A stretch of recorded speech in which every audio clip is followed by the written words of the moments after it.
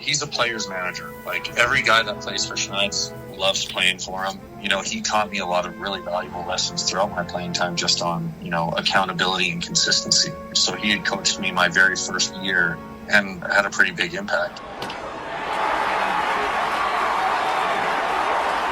Welcome to episode 353 of Alberta Dugout Stories, the podcast. I'm Joe McFarland. Happy National Coaches Week, one and all. A tip of the cap to all of those who are bringing out the best in the next generation of baseball stars. We have a special edition of the show coming up as current Parkland Minor Ball coach and former Toronto Blue Jays prospect Shane Dawson Jr. joins us in just a few minutes. First, the news headlines, and we'll start in Major League Baseball, where the Chicago Cubs activated Calgary's Michael Soroka on Monday after his lengthy stint on the IL. He's faced some criticism since being acquired at the deadline from the Nationals, then getting hurt in his first start. He was asked right out of the gate whether he'd be using that as a chip on the shoulder. It's always more along the lines of proving people right. There's a lot more people that mean a lot more to me that believed in me, and some people that I've worked hard with over the last month to get to here. So the training staff's been great. Zombro and Tommy and Casey, the whole pitching staff has been really good at working on a lot of things. Just looking to go let it rip and compete with this team. And let it rip he did Monday night as he went 2 innings of no-hit relief, walking 2 and striking out 2 in the Cubs' 4-0 victory over Pittsburgh. The Cubs also cemented their spot in the postseason Wednesday night, so hopefully we get to see more of Mike in the weeks ahead. It's been a busy few days for Edmonton's Eric Sabrowski, who's made 4 appearances in the last 7 days. The AHP product allowed just 1 hit and 3 walks while striking out 4 in those 4 games. He now owns a 1.78 ERA and 29 relief appearances on the season, striking out 34 in 25 plus. It's been quite a while since we last updated you on former Medicine Hat Maverick Jacob Webb. The Texas Rangers reliever has gone 6 straight outings without allowing a run. He's 5-4 on the season with a 3.34 ERA in 51 appearances. To the minors we go as things start to slow down a little bit with the playoffs underway at a couple of levels. It's been a good couple of days for Dogs alum Tristan Peters as he settles back down with the AAA Durham Bulls. He hit a 2-run home run on Sunday, then followed that up with this on Wednesday. The pitch is hit in the air to right field. Camilletti going back. It's over his head, back to the wall, and in the first row. And the Ramos error at third cost McKendry 3 runs. Tristan Peters, 15th home run, and Ramos at third base, scratching his chin, looking straight down to the dirt. His misplay cost McHenry 3. Peters is hitting .265 on the season with 15 homers and 75 RBI in 132 games. Vauxhall Academy grad Damiano Parmigiani was assigned to the Double-A New Hampshire Fisher Cats September 5th, where he's now on a 6-game hitting streak. He's hitting .200 with 2 RBI and 4 runs scored in 8 games at that level. An update on former Okotoks Dogs hurler Shea Shanneman, who spent most of the season with Double-A Columbus Clingstones. He's 3-2 with a 7.06 ERA and 25 relief appearances, striking out 25 and 29 plus innings of work. Also in Double-A, Gavin Logan was back at it on Tuesday as the Amarillo Sod Poodles entered the playoffs. The 1-1 to Logan. And he hits it high in the air, deep to left field. Logan has the Soddies on the board. He sends it to City Hall, a 2-run homer over bar 352, exactly what Amarillo needed. The Sod Poodles lost that game 8-7. Game 2 of their series goes tonight, being Thursday, in case you're listening the day this episode drops. The Dogs product finished the regular season hitting .233 with 8 homers and 31 RBI in 64 games across 3 levels. What a year it was for Calgary's Cohen Aiken in his first full season of pro ball. He split it between single A, high A, and double A, going a combined 7-8 with a 3.35 ERA in 22 games, including 10 starts. He also struck out 68 in 80 plus. Nathan Llewellyn's season is over after the Bowling Green Hot Rods were dumped from playoff contention. The Innisfail native and Red Deer Minor Baseball, St. Joe's Academy, Sylvan Lake Gulls alum hit .250 with 3 RBI in 5 games for the Hot Rods after being promoted from Charleston in early September. After the baseball season comes to a complete end, we'll be doing a full recap story with all of the different players connected to Alberta and Saskatchewan and how they did in the pros. shows. We'll also be bringing you a few conversations from the minors in future podcast episodes, so make sure to subscribe on your podcast app. The big news around the baseball world in Alberta this week is the Blue Jays Academy Canadian Future Showcase, which is happening in Toronto as we record this episode. Scout Day was Tuesday, followed by game days Wednesday and Thursday. The championship game and the home run derby are set for Friday. It'll be interesting to see if Alberta can go 3 for 3 at the derby, as the previous two winners were Nathan Flewelling in 2023 and Tim Piazentine in 2024. We'll have a full wrap on the festivities on next week's show, and of course at albertadugoutstories.com and saskatchewandugoutstories.com. A couple of showcase tournaments held last weekend with some great baseball action. Congratulations to the Edmonton Collegiate Hawks white team on knocking off ECH Navy 10-9 in the final of their home tournament, which featured a variety of teams from across the province. Lucas Geisler led the way, going 4 for 4 with 2 doubles, a triple, and 7 RBI to be named finals MVP. And in Sylvan Lake, the second annual Gulls Rising Stars Classic was another rousing success with 5 teams taking part. In speaking with Jason Chatwood, it sounds like every team could beat any other team all weekend long, with Vauxhall, Going Yard, and AHP all picking up 2 wins each. They didn't have a championship game this time around. Now on to this week's guest, and it's been a while since we've done a one-guest episode, but when a former Toronto Blue Jays prospect comes calling, you take advantage of the situation, especially as the Jays are getting very close to winning the AL East. Shane Dawson Jr. was a 17th round pick of the Jays back in 2012 after a career that took him through Fort McMurray, Drayton Valley, and Prairie Baseball Academy in Lethbridge. He had a 6-year minor league career capped off by 2 seasons with the AA New Hampshire Fisher Cats. He then spent 1 year with the Winnipeg Goldeyes in 2018 before calling it a pro career.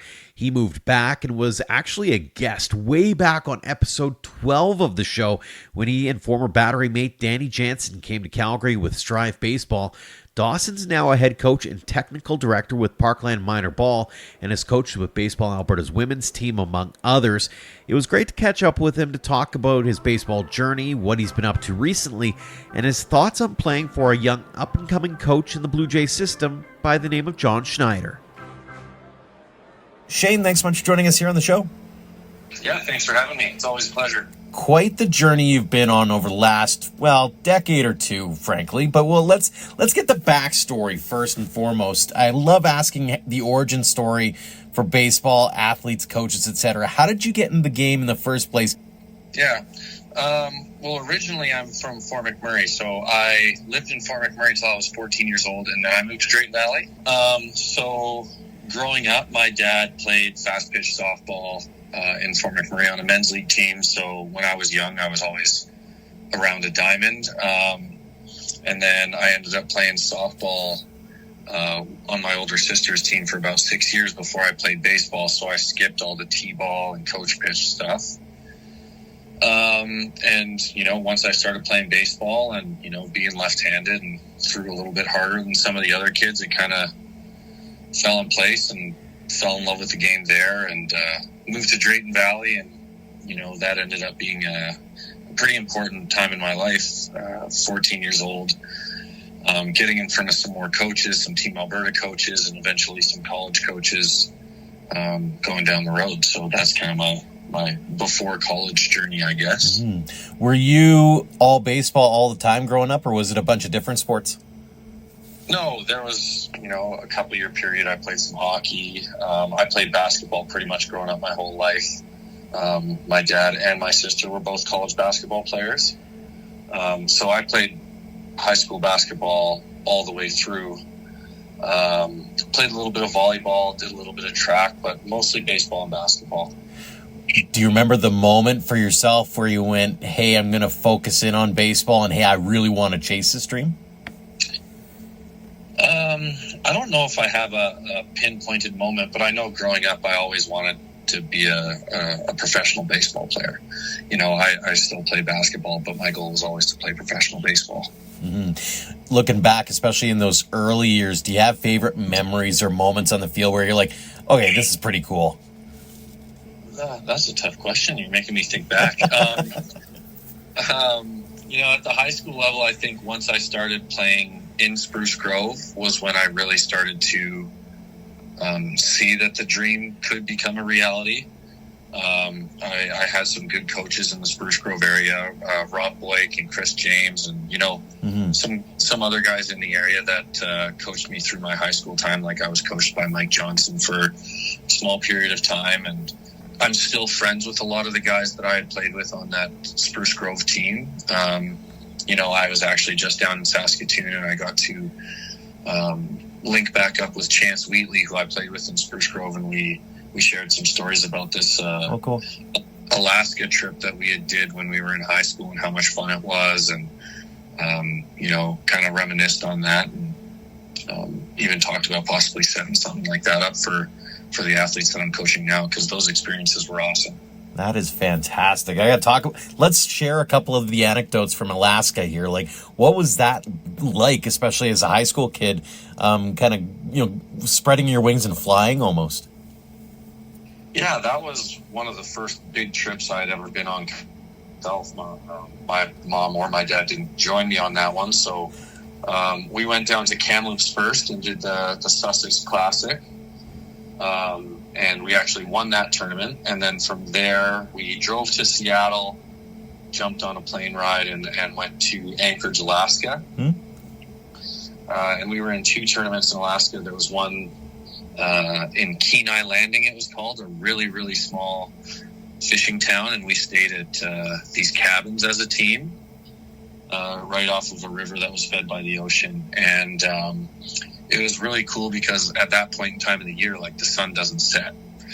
So we played, I think we played like a midnight game, started at midnight, and it was like middle of the day. And it was a super, super beautiful place, lots of big pine trees and bald eagles everywhere.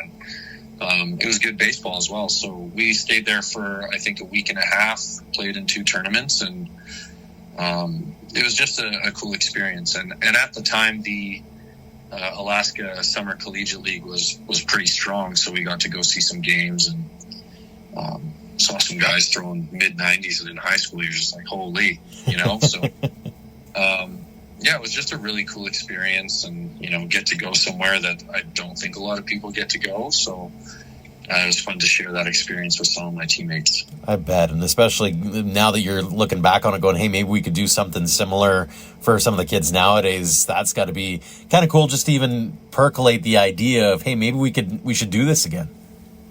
Yeah, absolutely. I think the kids would enjoy it. Our athletes have gotten the benefit of doing some pretty cool trips. They've been going to Spokane every summer, which is a cool tournament. The Langley tournament and going to the Lower Mainland is always great. The weather's always good. The competition is always excellent.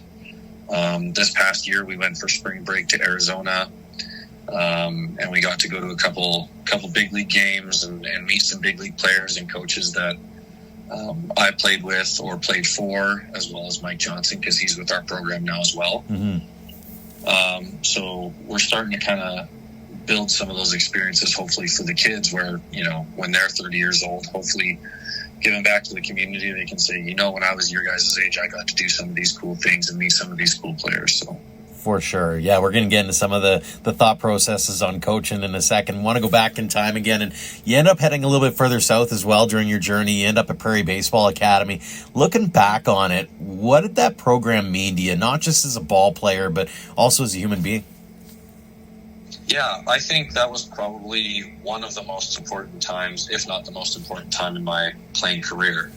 Coming out of high school, I threw pretty hard, and I had some scouts at some of the games that I was pitching at. But one of the things that I thought Prairie Baseball Academy did for me was, it taught me how to, set a routine, get in the weight room, learn how to take care of the smaller things,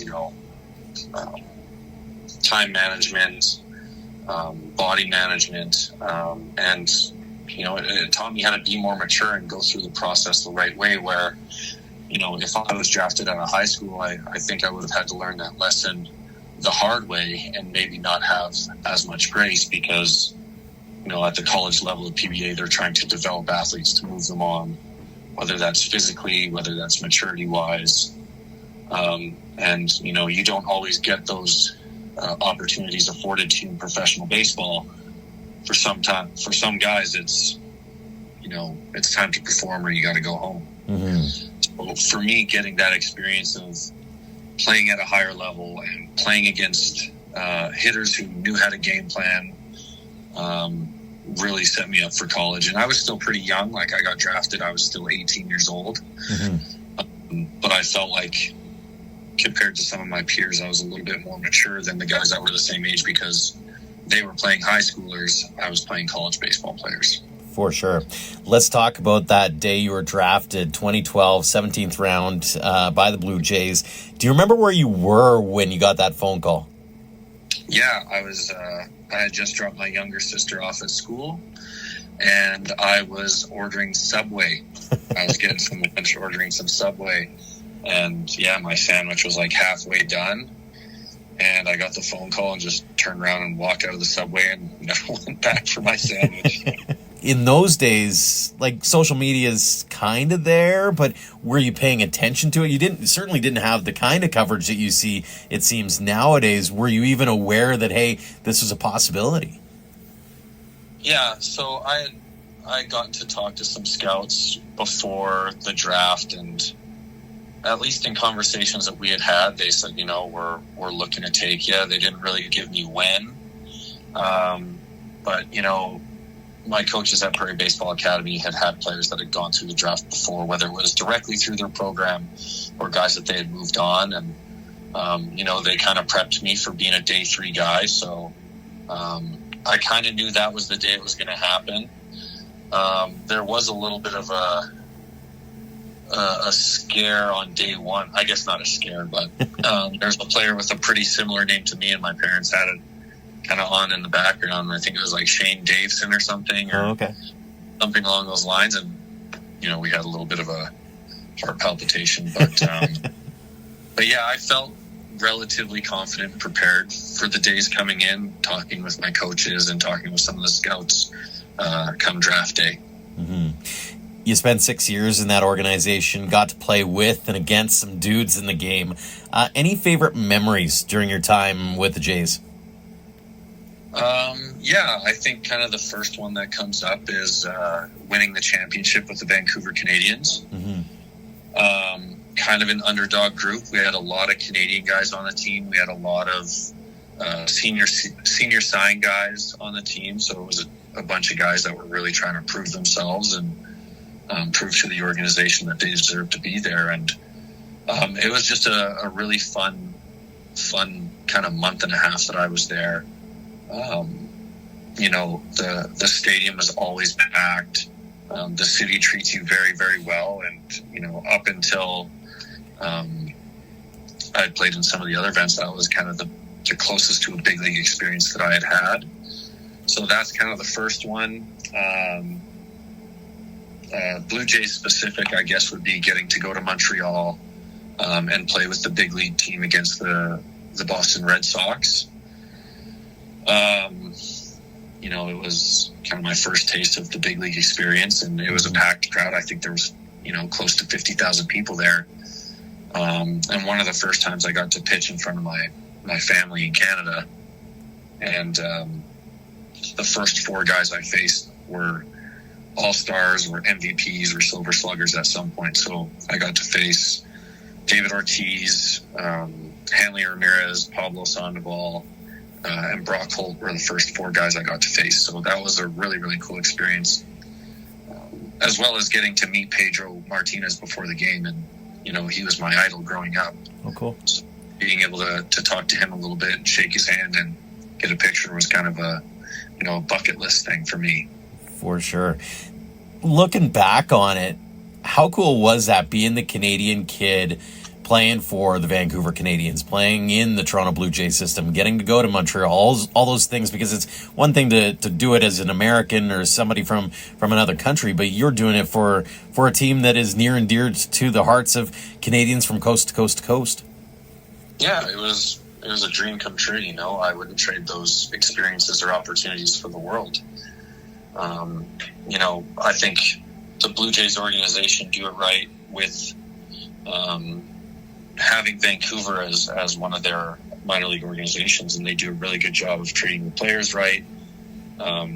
giving them the experience of what professional baseball is going to look like moving forward. And, it's hard not to be excited about playing in front of, 6,000, 5,000 fans every single day. Not very many minor league teams can say that they can do that on a consistent basis. Mm-hmm. So it gets you ready moving forward. And then obviously going to Montreal was a once-in-a-lifetime experience. They don't do that trip anymore, I don't think, which is too bad, because I played with a lot of guys who also got that opportunity, and it's a highlight for every single one of those guys, whether Andrew Case or Vlad Guerrero hitting the walk-off homer. I think that was when they did it. Those are memories that I'm sure Vlad Guerrero has a lot of big league memories, but that's probably up there for him, right? The stadium that his dad played at. I wouldn't trade those for the world. Awesome opportunities. Safe to say you'd be a proponent of the Expos returning to Montreal at some point? Of course. I think baseball in Canada is thriving. I think, Toronto probably likes the fact that they're the only big league team up there, and, they get a hold of 36 million people to watch their games. But there's no reason why we couldn't have a team in Montreal and just have an awesome, New York Yankees, Boston Red Sox rivalry type thing on the north side of the border. For sure.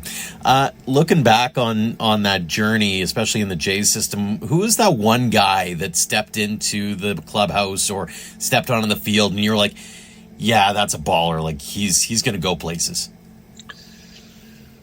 Yeah, I kind of have two firsthand experiences that fall in line with that. Within the Blue Jays organization, it was during Instructional League one year, and it was right after we drafted Jeff Hoffman. Mm-hmm. And him and I got to play catch, and I, would catch his flat ground. I loved catching flat grounds and all that kind of stuff. And that was the first time where somebody threw to me, and I was like, this guy's a hands-down big leaguer. I've never seen stuff move that way before. Fastball has life. Slider is too plain and firm, and like the breaking ball falls off the table. That was the first time where I was like, this guy has hands down big league stuff. And then the other time was when I was in Vancouver. It was right after the draft, and we were playing the Boise Hawks, and Chris Bryant had just gotten drafted second overall and played a 5-game home set against us and played every game, and I think he got out 3 times. Oh, jeez.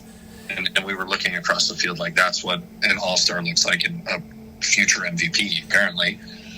And it was just really eye-opening to see, there's a lot of talented players in the big leagues and in the minor leagues, but when you see those kind of guys, you're like, holy, that's something different. Mm-hmm. So those were kind of the first 2 times for me. Going back to Hoffman for a second, how cool has it been to watch his career kind of come full circle and end up back in Toronto and being in the thick of a divisional championship race here and watching him do his thing with the Jays now?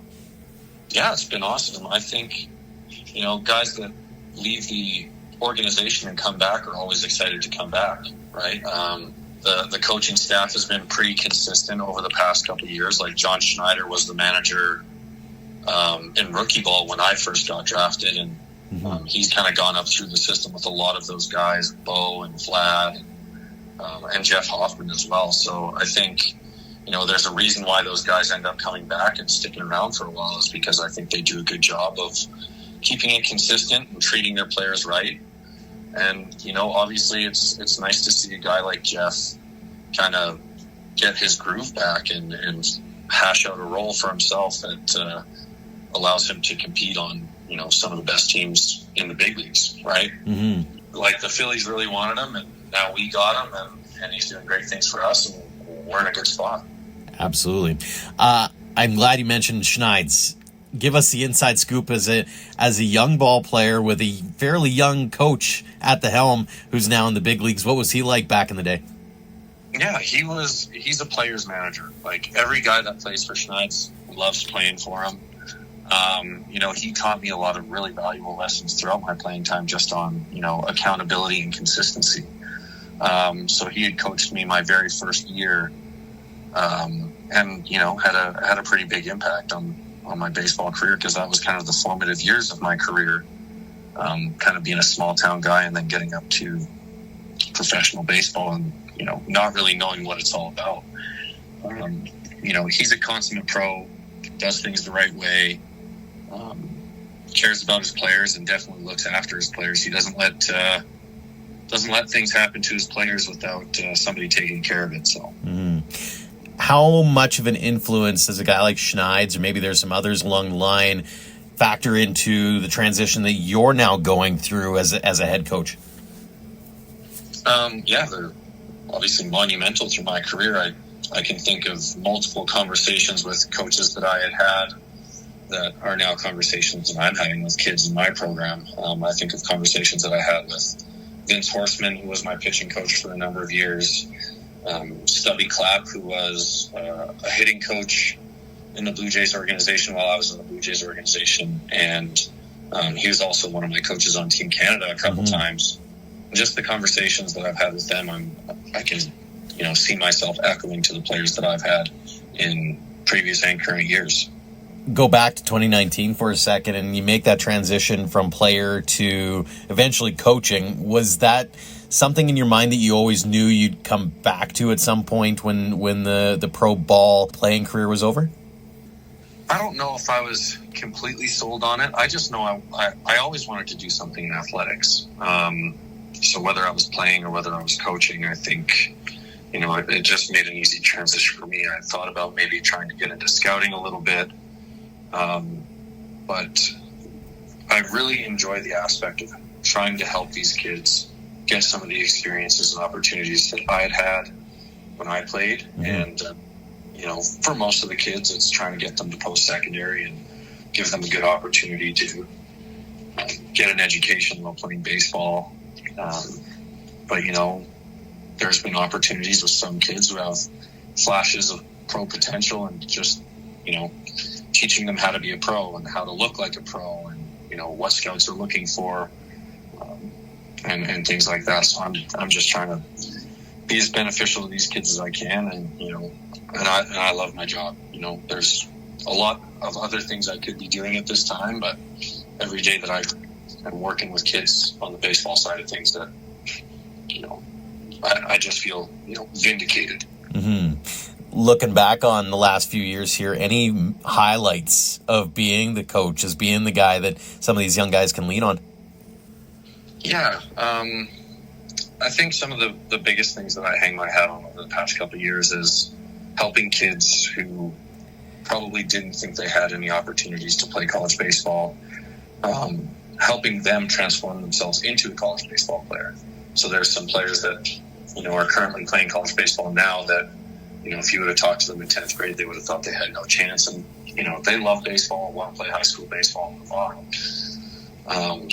But now they're getting a college education and playing college baseball at a high level. And, those are kind of the stories I like to hang my hat on. There's lots of really, really talented kids who don't need me per se. Mm-hmm. They're going to be college baseball players with or without me, but it's those kids who, have transformed themselves into college baseball players and have had access to my knowledge or Mike Johnson's knowledge or our other coaches, have taken that and ran with it and turned themselves into college baseball players. Mm-hmm. How much of it is the awareness piece for these kids and understanding that, hey, the world's a lot smaller than it used to be? Like, even back in your day, you had social media and I'll call it infancy, but you've got the ability now where you can put yourself in front of a camera, or you can get yourself in front of these coaches and these scouts a lot more readily than you could have 20, 25, 30 years ago.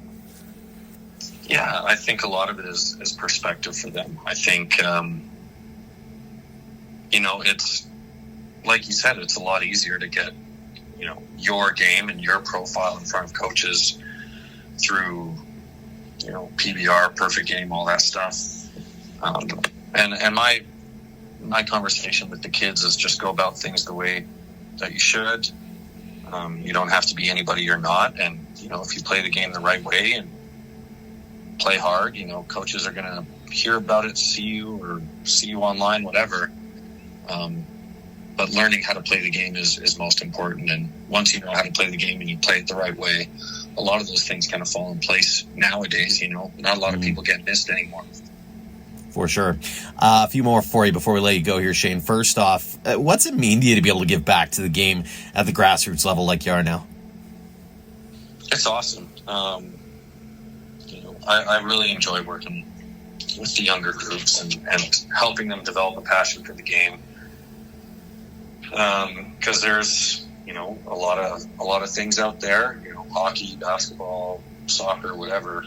And I think from my perspective, I've played a lot of sports. I think baseball gives you the highest chance of learning life lessons that will translate moving forward. I don't think there's any other game that has as much failure as baseball. And I think it kind of breeds a sense of resiliency that not a lot of other sports can kind of compare.